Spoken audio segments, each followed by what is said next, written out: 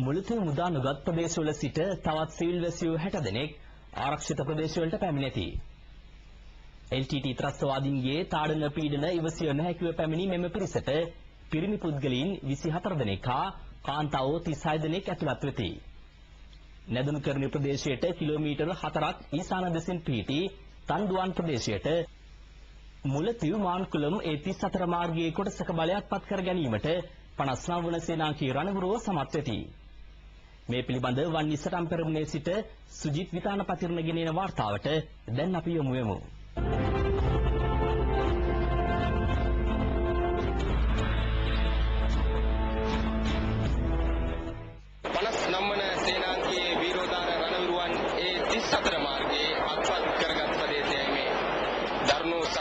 අනතුරුව ඒ 34 මාර්ගයේ කොටසක බලය ආරක්ෂක හමුදාවන් අතට පත් කර ගැනීමට වන්නේ මානුෂීය මෙහෙයුමේ 59 වන සේනාංගයේ විරෝධාර රණවිරුවන් සමත් වුණා.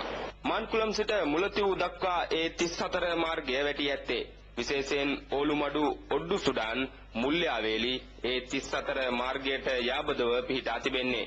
මාන්කුලම් සිට ඕලුමඩු වලින් ඔබ්බටද මේ වන විට තුම්මන කාර්ය සේනාංකය ඒ 34 මාර්ගයේ බලය තහවුරු කරගෙන මුල්‍යාවේලි සීමාවේ සිට කිලෝමීටර් 7ක දුර ප්‍රමාණයක් 59 වන සේනාංකය ඒ 34 මාර්ගයේ බලය සියතට ගෙන තිබෙන්නේ. ඒ පුලියන්කුලම් නැදුන්කර්ණි හරහා මුල්‍යාවේලි දක්වා ගමන් ගන්නා මාර්ගයේද LTT සැපුම් ජාලය අඩාල කරමින් ඒ 34 මාර්ගය අත්පත් කර ගැනීම වැළැක්වීමේ දැඩි උත්සාහයක LTT නිරත වුණා. ඒ මුලතිව් ප්‍රදේශයේ ප්‍රධාන සැපුම් මාර්ගය ඒ 34 මාර්ගය නිසාවෙන් ඒ දරුණු සටනකින් අනතුරුව 59 වන සේනාංකයේ 593 වන බල සේනාවේ 15 වන පාබල හමුදාවත් 9 වන සිංහ රෙජිමේන්තුවත් ඒ 34 මාර්ගයේ කොටසක බලය අත්පත් කරගනු ලැබුවේ.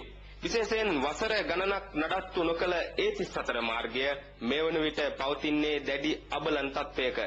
LTT උතුරේ ජනතාවට සිදු කළ කිසිදු සේවාවක් නොමැති බව ඒ 34 මාර්ගයට සිදු වී ඇති විනාශයෙන් මනාව සනාථ වන්නක්.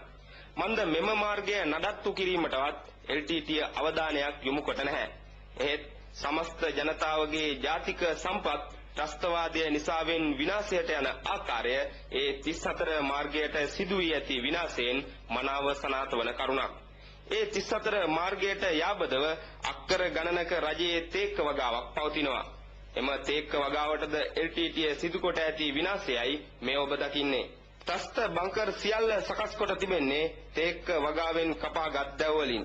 ත්‍රස්ත බංකර් සකස් කිරීමට ඒ 34 මාර්ගයේ කිලෝමීටර ගණනක් තේක්ක ගස් කපා දමා ගොස් තිබෙන්නේ ආරක්ෂක හමුදාවන්ගේ ඉදිරි ගමන හමුවේ මෙම තේක්ක දැව LTTට රැගෙන යාමට නොහැකි වූ නිසාවෙන්.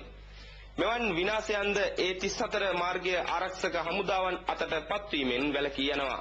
කෙසේ වෙතත් ඒ 34 මාර්ගයේ ත්‍රස්ත සැපුම් ජාලය අඩාල කිරීම ආරක්ෂක හමුදාවන්ගේ විශේෂ ජයග්‍රහණයක් මෙන්ම LTTට දරාගත නොහැකි පරාජයක්.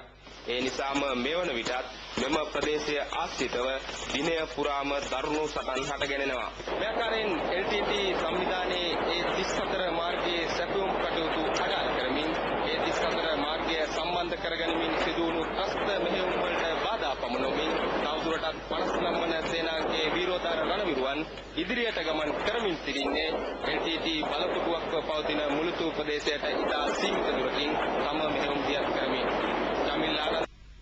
කිලිනොච්චි සහ මුලතිව් හඳුනාගත් LTT ත්‍රස්තවාදී ඉලක්ක කිහිපයකට ගුවන් ප්‍රහාර 11ක් එල්ල කරේ.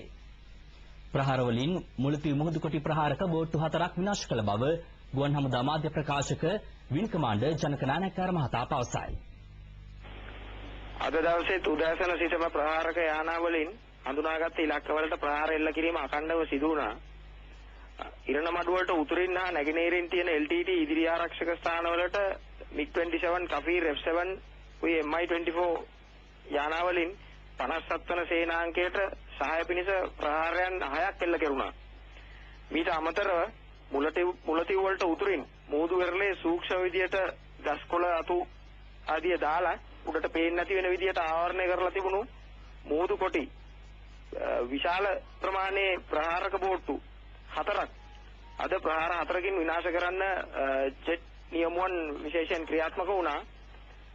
අතරම කියනවා නම් මෙම බෝට්ටු හඳුනා ගන්න පුළුවන් උනේ දුර නිරීක්ෂණ කැමරාවන් යොදාගෙන සැකසහිත ප්‍රදේශයේ දිගින් දිගටම නිරීක්ෂණය කරමින් සිටින අවස්ථාවේදී බෝට්ටු ගැටගසා තිබුණු ලනු හඳුනා ගන්න හැකි වුණා. ඊට කලින් අතර මෙම බෝට්ටු හොඳට කැමොෆ්ලාජ් කරලා තිබුණා.